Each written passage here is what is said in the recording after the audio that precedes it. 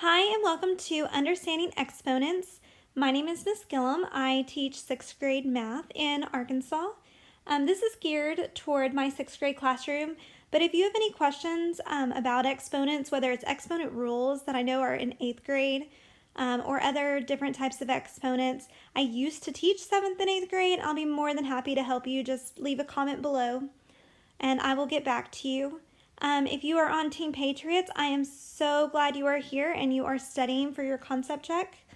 So let's get started. Before we get started with actually solving problems, we need to make sure that we have the same terminology when we're talking about exponents or vocabulary when we're looking at exponents. So let's define the different parts of an exponent. So the 10 in this problem is called the base. The 2 in this problem is called the exponent. And the entire thing put together is called a power. So when we're looking at this entire number, the 10 squared, all of that together is called a power. This is going to be powers of 10. So it's really important we understand what each piece means, so when I'm talking later on in the video, you know what I'm talking about. So in my classroom, we talked about a song that almost everybody knows, all about that base. Well, that is written about exponents. It's not written about what you think it's about. So as we're going through this, you're going to hear me say it often, that exponents are all about the base. So we are going to be focusing on the base because it is the most important thing when we are talking about exponents. The exponent tells us what to do with the base. So let's look at some more understanding of what is an exponent. So when I teach math, I always like to talk about why we do something because it's very important for us to understand the why in all the mathematics we do. So later on, we're not just following rules, we know why these rules exist. Well, we're going to backtrack for a second and have a better understanding of why exponents were created. So first, we're going to start back when we were probably like 1st or 2nd grade. You started with adding. For example, you might have a problem like 5 plus 5 plus 5. And you learned that in 1st and 2nd grade. And then maybe into 3rd grade, you start learning about multiplication. And you learn that multiplication is just a shortcut for repeated addition. So 5 times 3 represents the same thing as 5 plus 5 plus 5. It's just a different form to write it, and I consider it like a shortcut instead of writing out in expanded form. So that's kind of where exponents come along. It's the same thing except for it is going to be repeated multiplication. So for example, if I had 5 times 5 times 5, that would be 5 to the power of 3. So for multiplication, it's talking about repeated addition. And for exponents, it was created to simplify repeated multiplication. And like I said, it's all about the base. The base is your 5. And what is it doing? It's multiplying 5 times 5 times 5. So when we're talking about how do we read exponents, for example, in this problem, you would say you have 2 to the power of 6. That is one way you could say it, is say 2 to the power of 6. Or 2 raised to the power of 6 is another way you may hear teachers say it. Whoops. See, teachers make mistakes too. You may also hear a teacher say 2 to the 6th power. But notice they all have the same terminology. They're using the word power, they're using the word 6. So those are just the 3 different ways you may hear a teacher say it. So if I had like 4 to the 5th power, so 4 to the 5th power, 4 raised to the 5th power, 4 to the power of 5. So all of those, when you hear power, they're talking about exponents.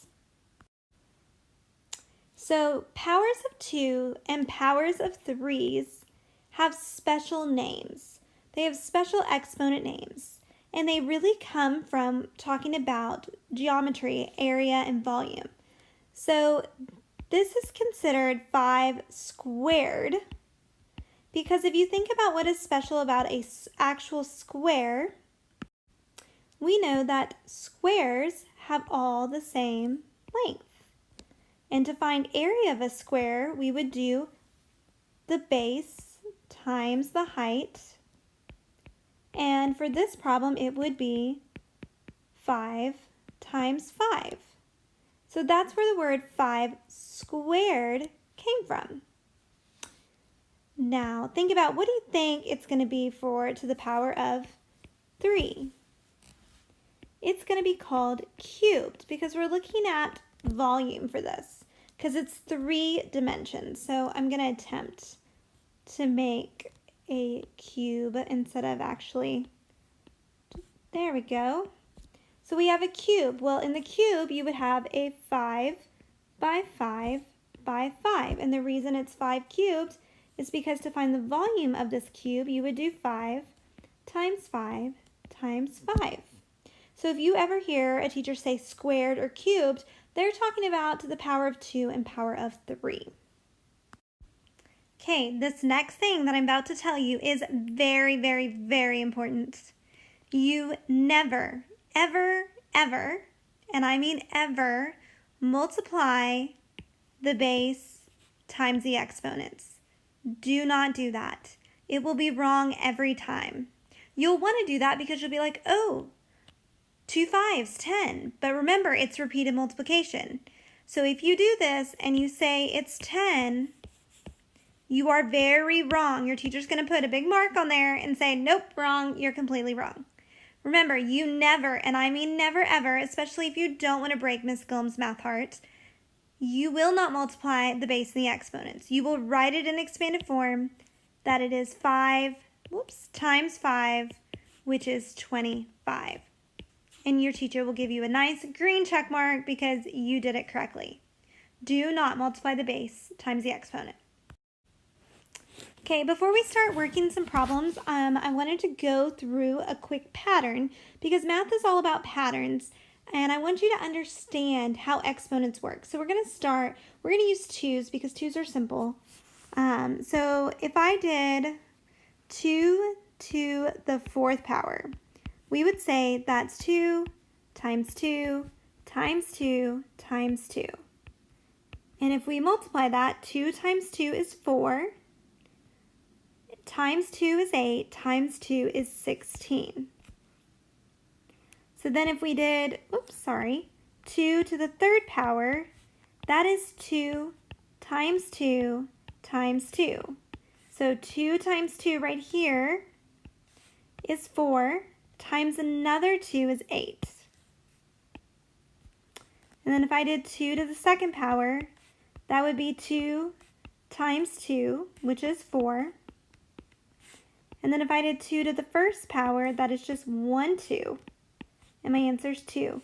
So I want you to think, what would 2 to the power of 0 be? So our initial instinct is, oh, it's 0. You have no 2's. But I want you to notice the pattern that's happening to our answer each time. It's dividing by 2 because exponents are about multiplication. So if I did 2 divided by 2, the power of 0 should be 1. And another way I've heard teachers explain this is if you think that these are all 1 times something, 1 times those, then if you have 0 2's, you only have the 1 times nothing, and which is 1. So anything to the power of 0 is always going to be 1. So if I had 80 to the power of 0, that is 1. If I had 5 to the power of 0, that is 1. If I had 654 to the power of 0, it is 1 every single time. So when you're learning about exponents, you may see them talk about 3 different types of forms. Well, these 3 forms are exponential, expanded, and standard.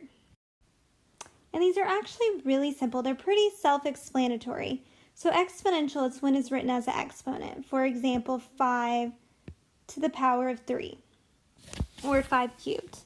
Expanded form would mean to expand it into its repeated multiplication, which would be 5 times 5 times 5. And when my students started learning about exponents, I had them write the expanded form and not just go straight to the answer to remind them to multiply. Because what happens is a lot of times students want to go 5 times 3, it's 15, done. But that's not right. We do never, ever, ever, ever, ever, ever, and I mean ever, multiply the base and the exponent. You are multiplying the base 3 times. So it's 5 times 5 times 5. So we would see that this becomes 25 times 5, and then 25 times 5 is 125. And so standard form is just your answer. So if they're asking you to write an expanded, it's the repeated multiplication. If they're asking you to write it in standard, they're just talking about the value of the exponent. So let's do another one. So if I had 6 to the power of 2, the expanded form would be 6 times 6. And my standard form, so 6 times 6, is 36. Okay, and we'll do one more. So if I had 2 to the power of 4, the expanded form would be 2 times 2 times 2 times 2. And then my standard form would be 2 times 2 is 4. This is also 2 times 2 is 4. And then 4 times 4 is 16. Let's do a few examples together. So we have 3 to the 4th power. So once again, I'm going to write it out in expanded form before I even solve it. So this would be 3 times 3 times 3 times 3. Well, I know 3 times 3 is 9. So then I just have 9 times 9, which is 81. Once again, never, ever, ever, ever multiply the base and the exponent. It will be completely wrong. Next, we have 12 to the power of 1. So this means I just have 1 12. So the answer is just 12. And then 7 to the power of 2 would be 7 times 7, which is 49. Okay, I want you to pause the video and you try these 3 problems and then unpause it and see if you got them correct. Okay, welcome back. Let's go through your problems. So 3 to the 3rd power would be 3 times 3 times 3, which is 9. No, not 9. It would be 27. I try to trick my classes with that all the time. I tell them I get math amnesia sometimes. So 4 to the 2nd power would be 4 times 4, which is 16. And then 19 to the power of 0 would be, drumroll, 1. Because remember, anything to the power of 0 is 1. Great job today. I know this video is long. I really appreciate you hanging in there and studying and making sure you understand how exponents work. If you have any questions or any comments, please feel free to comment below. If you would like some more advanced exponent work, just let me know. I'll be more than happy to share it with you. Have a great day.